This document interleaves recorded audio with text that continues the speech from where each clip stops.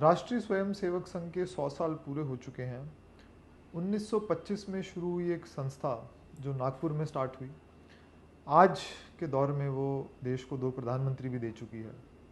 1919 की बात है जब कांग्रेस ने मुसलमानों के सपोर्ट में खिलाफत मूवमेंट शुरू करी, जिसके नतीजे में केरला में मोपला रॉयट्स एक बहुत बड़े लेवल पे दंगे हुए।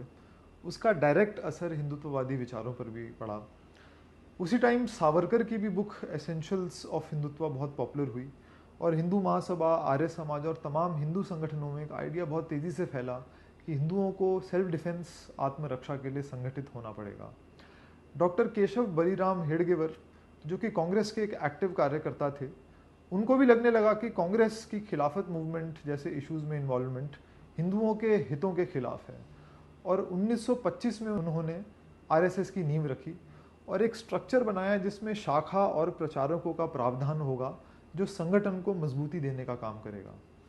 आज़ादी के बाद संघ के ही एडवाइस पर भारतीय जनसंघ को 1951 में लॉन्च करा गया। और अगर हम भारतीय जनसंघ के लीडर्स जैसे कि श्यामा प्रसाद मुखर्जी और बलराज माधव की राइटिंग्स को पढ़ें, उस वक्त के पंडित नेहरू के साथ डिबेट्स को पढ़ें, तो हमें ये दिखेगा कि कैसे एक मास आइडियोलॉजिकल मूवमेंट भारत की राजनीति में प्रवेश कर रही थी। हिंदू कौन है, हिंदू कोड बिल से हिंदुओं को क्या खतरा है, राष्ट्र निर्माण में सभ्यता की भूमिका क्या होती है, कश्मीर, पाकिस्तान, ऐसे बहुत सारे विषय थे जिसमें आरएसएस की लीडरशिप ने बहुत गहरी छाप छोड़ी। और मैं आपको ये भी बताना चाहता हूँ कि 2019 में आर्टिकल 370 के खात्मे का भी जो ब्लूप्रिंट था वो आरएसएस ने ही तैयार करा था।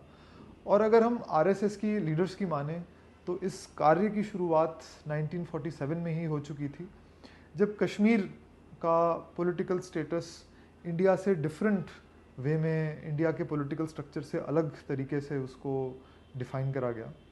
और ऐसे ही जो बहुत सारे इश्यूज थे उसमें आरएसएस ने 47 में जो काम शुरू करा पॉलिटिकल लेवल पर, उसके जो परिणाम थे वो हमें प्रधानमंत्री मोदी के इलेक्शन जीतने के बाद हमें बहुत बड़े स्तर पे दिखने शुरू हुए। Thank you so much.